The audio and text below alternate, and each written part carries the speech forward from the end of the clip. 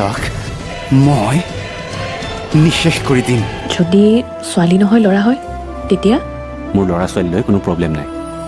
ল'ৰাই হওক বা ছোৱালীয়ে হওক মুঠৰ ওপৰত তোমাৰ দৰে হ'ব লাগে, মোৰ দৰে নহয়। অৰুন্ধতীৰ চাকৰিটো থকা হ'লে মই ইমান চিন্তা নকৰিলোহেঁতেন।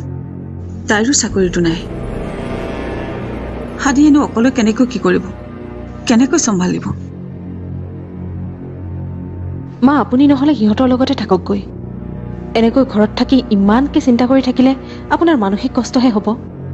পৰা হ'লেতো মই এতিয়াই গৈ থাকিলোগৈহেঁতেন, কিন্তু সিহঁত ক'ত আছে এতিয়ালৈকে একো গমেই নাপাওঁ নহয়। তুমি অভয়ক এবাৰ ক'বাচোন সিহঁত ক'ত আছে বিচাৰি উলিয়াবলৈ। সি পুলিচৰ মানুহ, সি সহজে উলিয়াব পাৰিব। তেখেত আহিলেই মই ক'ম বাৰু, কিন্তু দেউতাই বা কি কয়? দেউতাৰ ভয়ত মই মোৰ এতিয়া ল'ৰাটোক মৰিবলৈ দিলেহে হ'ব।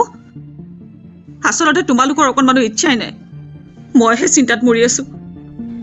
মা, ইচ্ছা আমাৰো আছে, কিন্তু যিটো সঁচা সেইটোতো ক'বই লাগিব।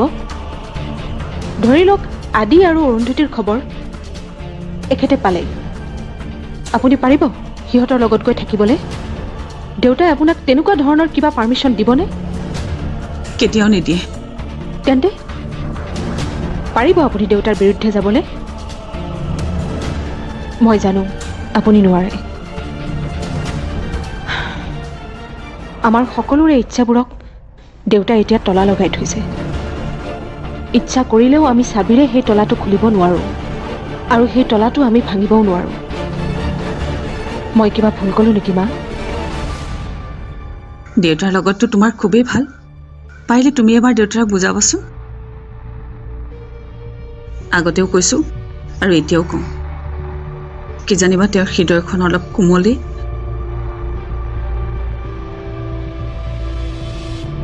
প্ৰয়োজন হ'লে এইবোৰ কৰিবলৈ দেউতাক আৰু উচ্চতামহে, বুজোৱাত নাই, তাকো অৰুন্ধতীৰ বাবে। কি হ'ল?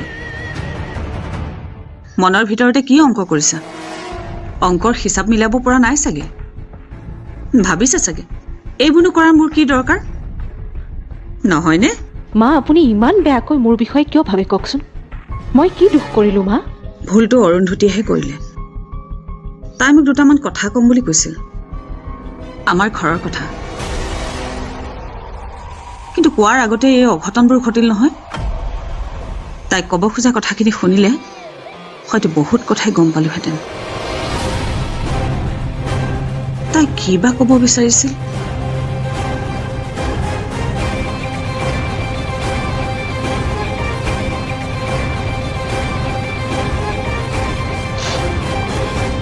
কি হ'ব পাৰে? কেনেবাকৈ তাই মোৰ কথাবোৰ ক'ব খোজা নাছিলতো। এতিয়াতো মোৰ বিষয়ে ক'লে মায়ে সঁচাকৈ মানি ল'ব। অৰুন্ধতী আৰু মা লগ হ'লে মায়ে তাইক, গতিকে মা আৰু অৰুন্ধতীৰ মিলনত মই বাধা দিবই লাগিব।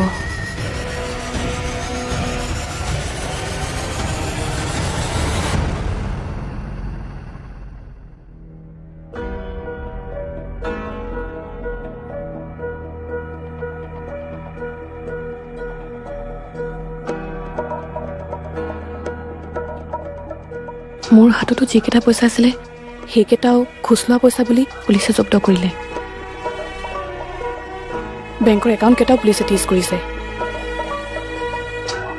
মোৰ হাত এতিয়া উদং। মোৰ হাত কিন্তু উদং হোৱা নাই।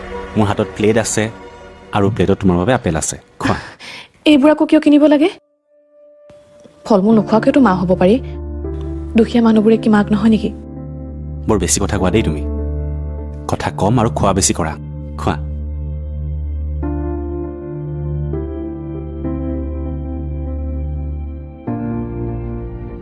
আদি, ডক্টৰৰ ফিজ, দৰৱ পাতি, ফল মূলবোৰ, তাৰ উপৰি ৰুমৰ এই বস্তুবোৰ ক'ৰ পৰা মেনেজ কৰিছে আপুনি? তুমি যিমান মন যায় আম খোৱা, গুটি গণিব বাদ দিয়া। ধেমালি নকৰিবচোন, কওক না। ইনকাম নকৰা মানুহে পইচা ক'ৰ পৰা পাব? কোনোবাইতো দিব লাগিব। এয়া আচলতে মাৰ আশীৰ্বাদ। তাৰমানে আপুনি মাৰ পৰা পইচা লৈছে মোৰ বাবে?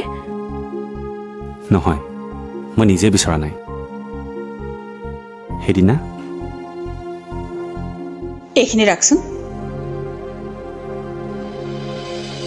দেউতাই গম পাব লাগিলে তোমাক কিন্তু ক্ষমা নকৰিব।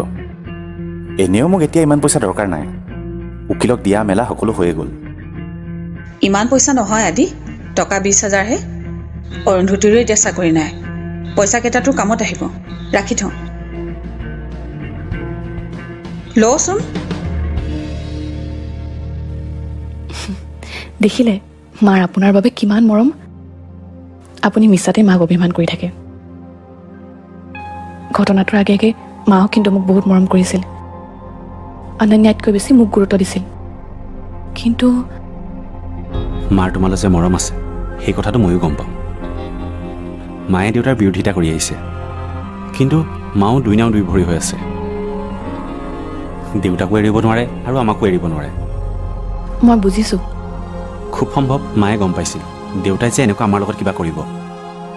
সেইবাবে মায়ে আমাৰ বিপদ নহওক বুলি এই পইচাখিনি মোক দি থৈছিল।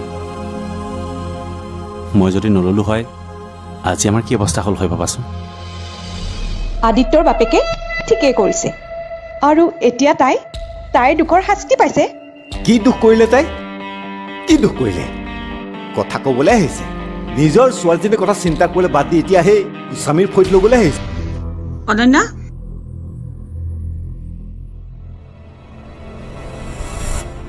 তুমি আজিও বাগানলৈ নগলা যে কিয়?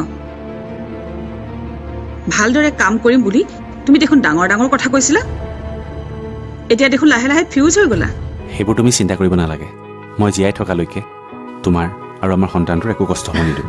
আনৰ কথা বাদ দিয়কচোন, নিজৰ কথা ভাবক, যাতে দেউতাও গৰ্বৰে ক'ব পাৰে যে আপুনি যুঁজিবলৈ শিকিলে।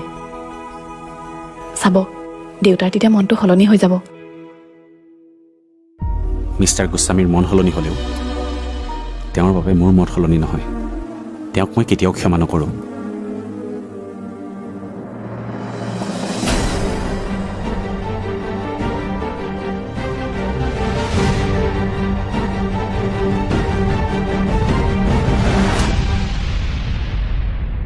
অঁ ঠিক আছে, কিন্তু তথাপিও মোৰ কথাটো তুমি অলপ ভাবি চাবা নেকি? বাৰু ঠিক আছে, তেনেহ'লে হ'ব দিয়া, ঠিক আছে। কি কৈছে ভিনদেউ? ক'ত আছে সিহঁত? বা ঠিকে আছে? ইমানবোৰ প্ৰশ্নৰ উত্তৰ একেলগে মই কেনেকৈ দিম? ৰচোন ৰহ, সকলো ঠিক আছে। আদি আৰু অৰুৱে ভাড়া ঘৰ এটা লৈ আছে। ঘৰ ভাড়া কৰি আছে? এইটো তোমাৰ নিজৰ ঘৰ, নিজৰ ঘৰ এটা থাকোঁতে আকৌ ভাড়া ঘৰ? তাকেইতো কথাটো মই সিহঁতক কৈছিলোঁ, কিন্তু আদিয়ে নামানিলে, তাতে থাকিব বোলে। ভিনদেউ ক'লেই হ'বনে? এনেকুৱা এটা অৱস্থাত সিহঁতে তেনেকৈ থাকিলে বৰ কষ্ট পাব, ভিনদেউৰো বৰ কষ্ট হ'ব। মই ফোন এটা কৰোঁ ৰ'বাচোন। ফোন নকৰোঁ বুজিছা, মই এবাৰ সিহঁতৰ ওচৰলৈ যাওঁ, ভিনদেউক ভালকৈ বুজাওঁ আৰু দুইটাকে ইয়ালৈ লৈ আহোঁ। কি হৈছে? মানে কি হৈছে? মানে বা আৰু ভিনদেউৰ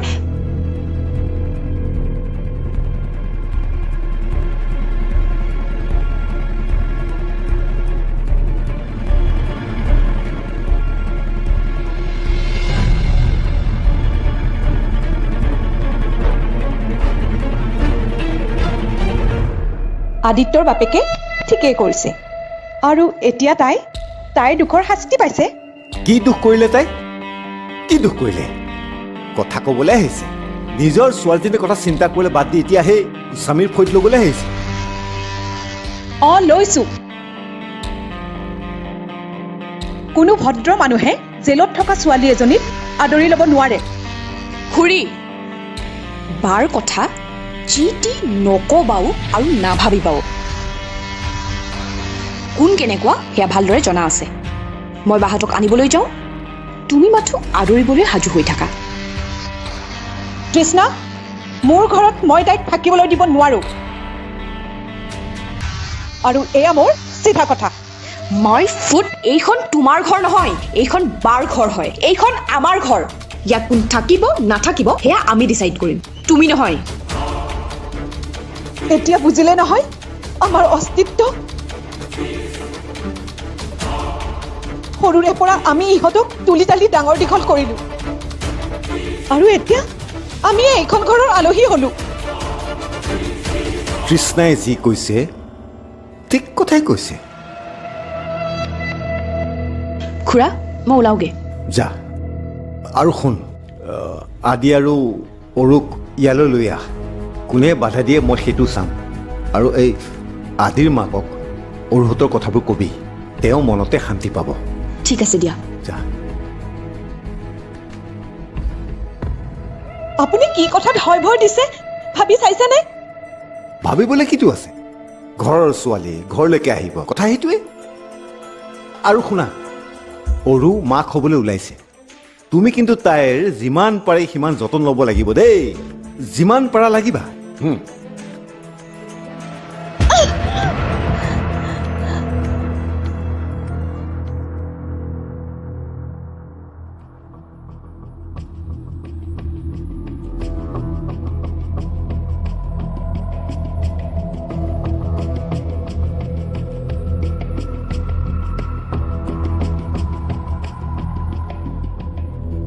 অনন্যা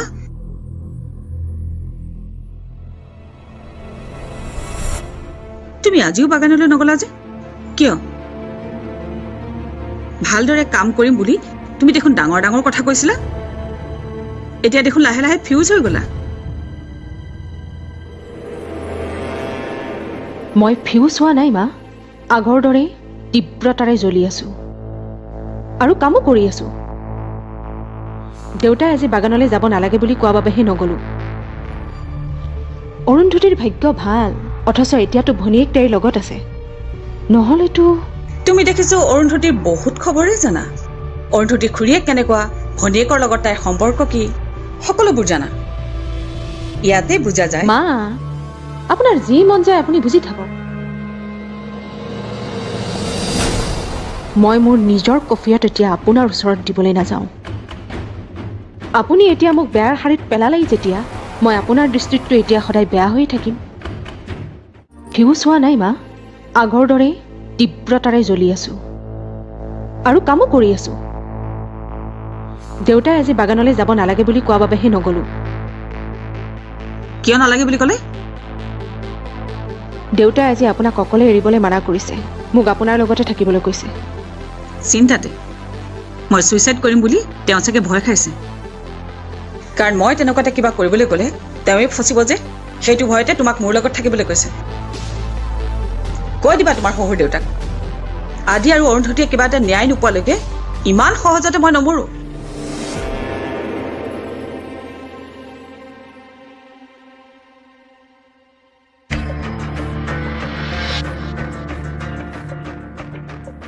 হেল্ল' কোনে কৈছে অঁ কোৱা কিবা খবৰ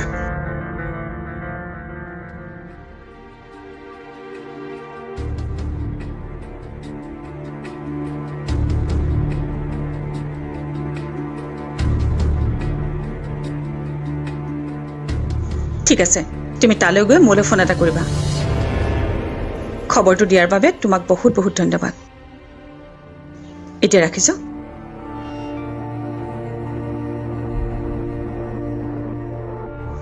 এতিয়াহে মনটো অলপ শান্তি ৰাখিছে যি কি নহওক সিহঁত দুটা যে ভালে ভালে আছে মা ভাড়া ঘৰ ল'বলগীয়া হ'ল যে অৰুন্ধতীৰ খুৰীয়েকেও তাক ঘৰ সোমাবলৈ নিদিলে নেকি তেনেকুৱা কিবা এটা হৈছে বুলি ভাবি তুমি চাগে বৰ আনন্দ পাইছা নহয়নে অনন্যা আনন্দ নকৰিবা সিহঁত নিজৰ ইচ্ছাত ভাড়া ঘৰত আছে ভনীয়েক গৈ আছে সিহঁতক নিজৰ ঘৰলৈ আনিবলৈ অৰুন্ধতীৰ ভাগ্য ভাল অথচ এতিয়াতো ভনীয়েক তাইৰ লগত আছে নহ'লেতো তুমি দেখিছো অৰুন্ধতীৰ বহুত খবৰে জানা অৰুন্ধতীৰ খুৰীয়েক কেনেকুৱা ভনীয়েকৰ লগত তাইৰ সম্পৰ্ক কি সকলোবোৰ জানা ইয়াতে বুজা যায় মা আপোনাৰ যি মন যায় আপুনি বুজি থাকক মই মোৰ নিজৰ কফিয়াত এতিয়া আপোনাৰ ওচৰত দিবলৈ নাযাওঁ আপুনি এতিয়া মোক বেয়াৰ শাৰীত পেলালেই যেতিয়া মই আপোনাৰ দৃষ্টিতটো এতিয়া সদায় বেয়া হৈ থাকিম মই ৰুমত আছো আপোনাক কিবা প্ৰয়োজন হ'লে মোক ক'ব হ'ব মোক অলপ যত্ন ল'লা বুলি মোৰ চিন্তাধাৰা সলাব পাৰিম বুলি নাভাবিবা যেতিয়ালৈকে তোমাৰ মনৰ চিন্তাধাৰা সলনি নহয় তেতিয়ালৈকে তুমি মোক এইটো ৰূপতে পাবা ভাল পাইছিলোঁ তোমাক আৰু তোমাক বেছি ভাল পাবলৈ গৈ এটা সময়ত মই অৰুন্ধতীকো ভুল বুজিছিলোঁ কিন্তু এতিয়াহে সকলো বুজিছোঁ কোন ভাল আছিল আৰু কোন ভুল আছিল কিন্তু এতিয়াহে সকলো বুজিছা